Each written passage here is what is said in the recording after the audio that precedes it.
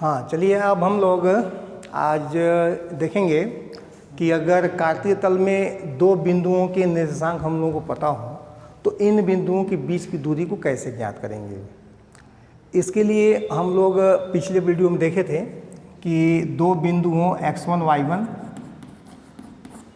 और x2 y2, तो इन बिंदुओं के बीच की दूरी का सूत्र होता है हम लोगों के पास over root x2 minus x1 plus y2 minus y1 का होल स्क्वायर, ये सूत्र होता है। तो यहाँ पे दो बिंदु हम लोगों को पता है और सूत्र भी है, तो उपयोग कैसे करेंगे। उपयोग के लिए हम लोग यहाँ पे पहले इन राशियों के मान निकालेंगे। राशि कौन कौन सा है, x1 x2 y1 y2। तो यहाँ पे सबसे पहले हम लोग शुरू करें x1 y1, इसकी वैल्यू जो है 2 3 दिया हुआ है। यहाँ से x1 की वैल्यू मिल जाएगी हम लोगों को 2, y1 की वैल्यू मिल जाएगी 3। इस तरह से हम लोगों के पास दूसरा निर्देशांक है जिसका मान यहाँ पे दिया हुआ है 4 और 1। तो यहाँ से फिर हम लोग x2 निकाल लें और y2 निकाल लें। ये तीन चिन्ह बना के दिया गया है, इसको हम लोग तुल्यता का चिन्ह कहते हैं। तुल्यता का चिन्ह मतलब ये पूरी राशि इस पूरी राशि के तुल्य है। इसका अर्थ ये होता है कि इसमें जो पहली राशि इस पहले राशि के बराबर है, दूसरी राशि जो है दूसरे राशि के बराबर। इसीलिए इस संबंध को बराबर के जगह पे हम लोग यहाँ पे तीन चिन्ह लगाए हैं। अब इन मानों को x1 x2 y1 y2 के मानों को इसमें रख के हल कर लेंगे। इन बिंदुओं के बीच की दूरी मिल जाएगी। जैसे x2 की वैल्यू है 4 माइनस 2 1 माइनस 3।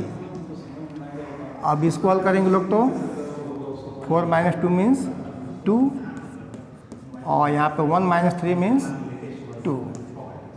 अब इसमें आगे बढ़ेंगे हम लोग तो 2 का वर्ग करेंगे तो 4 और यहाँ पे ऋण 2 का वर्ग करेंगे तो अभी कितना होगा 4। इसको जोड़ेंगे लोग तो 8 और इस प्रकार d का मान मिल जाएगा। 8 एक शुद्ध कड़ी है, इसको मिस कड़ी में बदलेंगे तो 8 को लिख सकते हैं और 4 का वर्गमूल निकल जाएगा 2, कड़ी में 2 मात्रक। इसमें मीटर सेंटीमीटर नहीं लिखा जाता है, क्योंकि दूरी है तो दूरी के यहाँ मात्रक, क्षेत्रफल होगा तो वर्ग मात्रक, अगर आयतन निकाल रहे हैं निर्देशांक ज्यामिति में तो घन मात्रक। इस तरह से ये प्रश्न हम लोगों का हल हो जाएगा। बहुत ही सरल और आसान सा प्रश्न होता है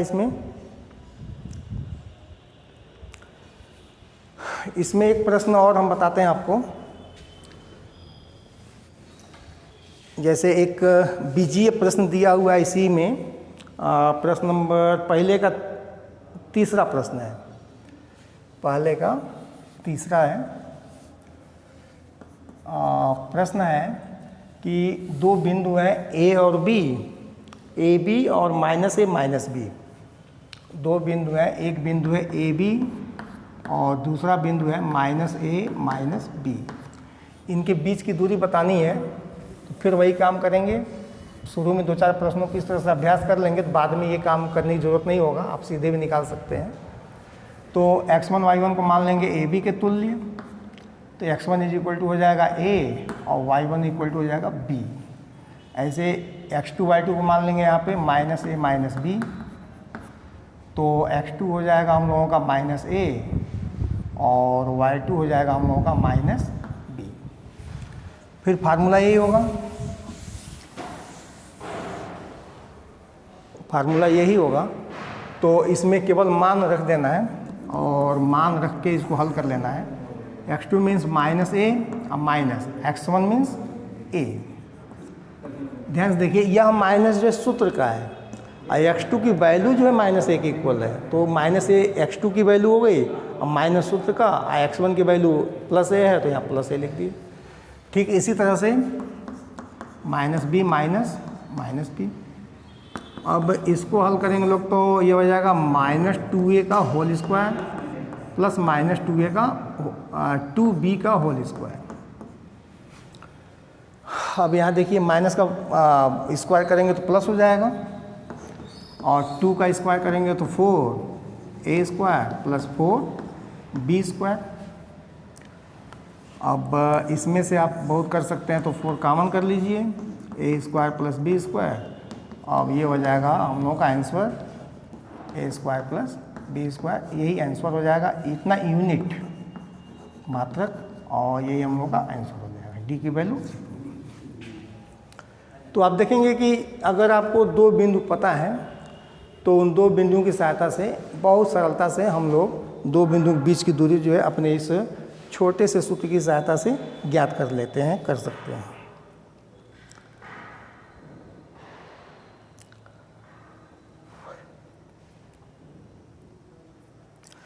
जैसे इसमें एक प्रश्न है कि जांच कीजिए कि क्या बिंदु 5 - 2, 6, 4 और 7 - 2 तीन बिंदु दिए हुए हैं।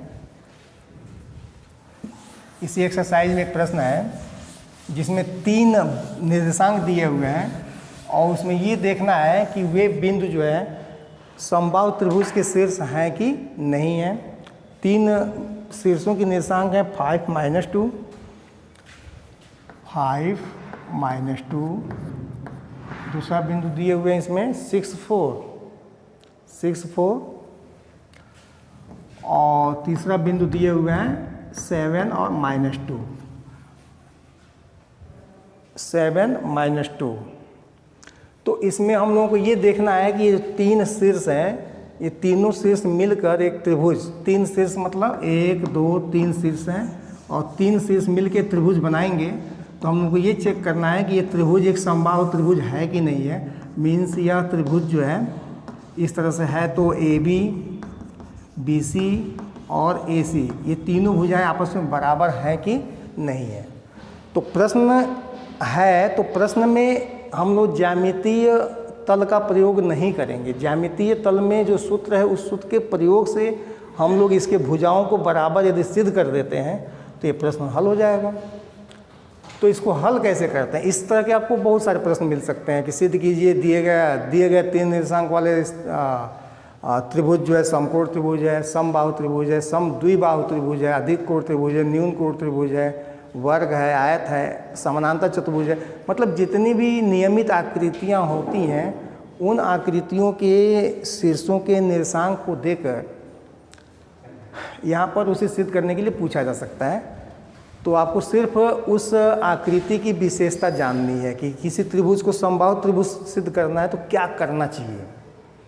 तो समबाहु त्रिभुज सिद्ध करने की सीधी बात है कि उसमें या तो हम लोग तीनों कोणों को बराबर दिखा दें या उस त्रिभुज के तीनों भुजाओं को बराबर दिखा दें, तो वह त्रिभुज जो है समबाहु त्रिभुज सिद्ध हो जाता है।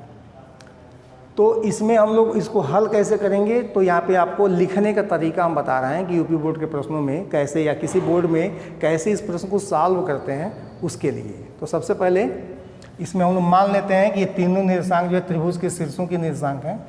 तो माना त्रिभुज ABC में A मीन्स 5 - 2, B मीन्स 6, 4 तथा C मीन्स 7 - 2 है। अब इसके पहले जो आपको हम प्रश्न बता रहे थे जिसमें लंबा चौड़ा करके आपको बताया जा रहा था कि x1 मानिए x2 मानिए, उस तरह से नहीं, यहाँ पे हम लोग सीधे यहाँ पे काम करेंगे। इसलिए अब हम लोग AB निकालेंगे। AB मतलब शीर्ष A और B के बीच की दूरी। तो प्रैक्टिस इसके पहले हम लोग दो प्रश्नों में किए हैं, वैसे यहाँ पे देखेंगे। ये हम लोगों का x1 y1 मान लेंगे, इसको x2 y2 मान लेंगे। तो x2 की वैल्यू हो जाएगी 6 और माइनस x1 की वैल्यू 5 प्लस 4 माइनस -2, ये माइनस सूत्र का और ये -2 यहाँ का। तो सूत्र वही प्रयोग किया गया, x2 - x1 का स्क्वायर प्लस y2 - y1 का स्क्वायर। इसको हल करेंगे लोग तो ये 6 में से 5 निकल जाएगा तो 1 बचेगा और यहाँ पे 4 धन 2 और ये हो जाएगा 1 का वर्ग 1 और 4 और 2 मिलके 6, 6 का वर्ग 36। ये हो जाएगा हम लोगों का √37। तो भुजा AB की लंबाई मिल गई √37 यूनिट। इसी तरह से BC निकाल लें। तो BC निकालने के लिए एक बिंदु B या दूसरा बिंदु C, इन दोनों बिंदुओं के बीच की दूरी। तो फिर वही काम करना है हम लोगों को, इसको x1 y1 मान लें, इसको x2 y2 मान लें। तो अब हो जाएगा 7 - 6 प्लस -2 - 4 इसको हल करेंगे लोग तो यहाँ पे 7 - 6 मीन्स 1 प्लस -6 और ये हो जाएगा 1 का वर्ग 1 और 1 का वर्ग धन और 6 का स्क्वायर करेंगे तो 36, यानी कि फिर मिल गया BC इज इक्वल टू मिल गया √37 मात्रक यूनिट। और AB हो गया, AC हो गया, तो त्रिभुज ABC में AB हो गया, AC हो गया, कौन बचा BC, नहीं AB हो गया, BC हो गया, कौन बचा AC। अब AC भी निकाल लें, AC, तो AC में अब हम लोग बिंदु लेंगे A और C, तो A माइनस AC, तो इसको x1 y1 इसको x2 y2 माना है, तो 7 - 5 का स्क्वायर प्लस 7 - 5 का स्क्वायर प्लस -2 अब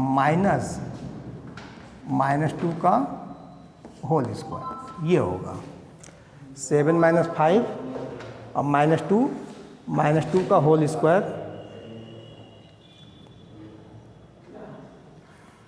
तो इसको हल करेंगे लोग तो ये जाएगा 7 - 2 मीन्स 2 का स्क्वायर और प्लस ये 0 हो जाएगा।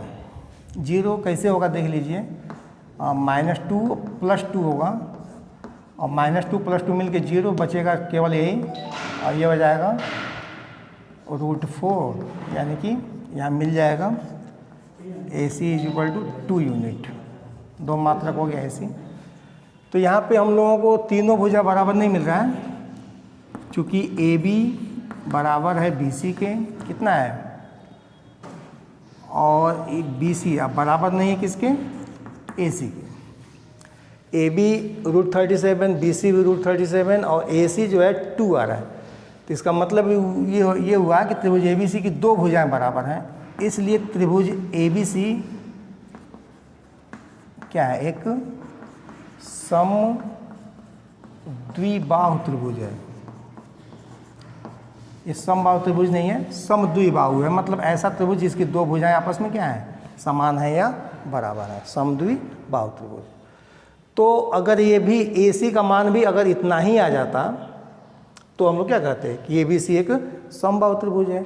या इस तरह से चतुर्भुज के लिए भी पूछा जा सकता है, पंचभुज या आयत, वर्ग, किसी भी तथ्य के लिए ये प्रश्न पूछा जा सकता है, और इसी आधार पे आप इसमें करेंगे।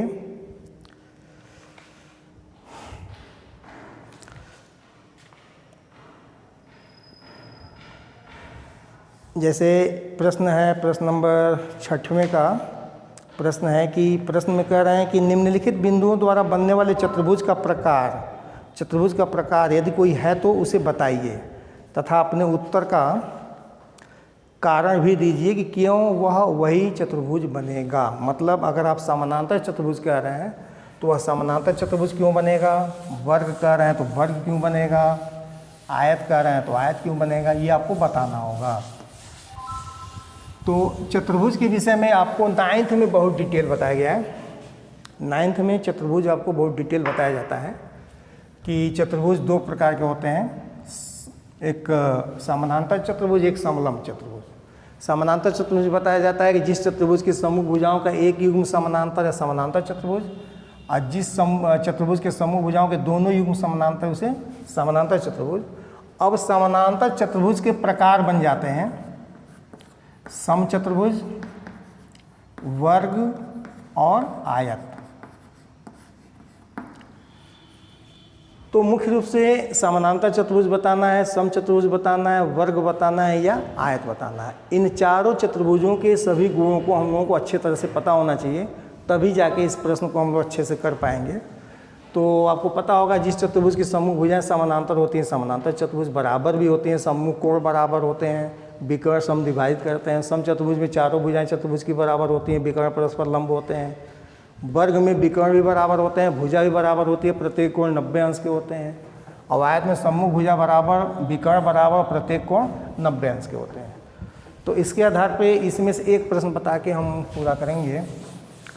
जैसे इसमें पहला ही ले लिया जाए -1 - 2 1 0, -1 - 2 1 0 दो बिंदु हो गया, -1 2 और -3 0, -1 2 और 3 0, -1 2 और 3 0, -1 2 और 3 0। ये 4 बिंदु के निर्देशांक दिए हुए हैं आपके प्रश्न में, और इसमें हम लोग को बताना है कि किस प्रकार का चतुर्भुज है और क्यों।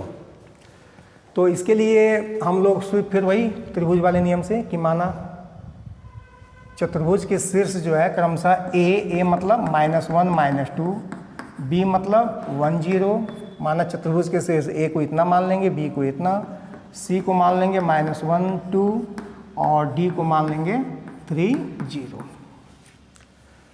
अब इसके बाद हम लोग इसके भुजाओं के विषय में देखेंगे, विकर्ण के विषय में देखेंगे और चतुर्भुज का कोण भी पता लगाएंगे कि यह चतुर्भुज किस प्रकार का बनेगा, तभी हम लोग बता सकते हैं। भुजाओं की लंबाई निकालने के लिए शीर्ष ए और बी के बीच की दूरी अर्थात ए बी बराबर, तो वही सूत्र आपका है, सूत्र है कि x2 - x1 का whole square plus y2 - y1 का होल स्क्वायर। कई प्रश्न हो चुका है इस पर। अब इसको x1 y1, इसको x2 y2 माना जाए तो 1 -1 प्लस 0 -2। अब इसको हल करेंगे लोग तो 1 + 1 और +2, और यहाँ से मिल जाएगा ए बी का मान √1 1 2 2 का स्क्वायर करेंगे 4 8 होगा यहाँ पे, ये 2 कौड़ी में 2 यूनिट। फिर ऐसे ही BC निकालें। BC मतलब बिंदु दिख रहे हैं x1 y1 x2 y2, यानी कि -1 -1 + 2 -0। x2 -1 है और सूत्र का x1 जो है 1, तो -1 -1 और 2 -0। इसको हल करेंगे लोग तो ये -1 मिल के -2 और +2, और फिर हल करेंगे लोग तो ये 4 और 4 होगा। इस प्रकार BC भी मिल जाएगा हम लोगों को, ये कड़ी में 8 होगा, और कड़ी में 8 मतलब 2 कड़ी में 2। AB हो गया, BC हो गया। अब CD निकालेंगे। CD कितना होगा? CD = तो CD में अब इसको x1 y1 इसको x2 y2 माना जाए तो 3 - -1 का होल स्क्वायर प्लस 0 -2 का होल स्क्वायर, ये हो जाएगा 3 -1 है तो +1 हो जाएगा, और ये -2 का होल स्क्वायर।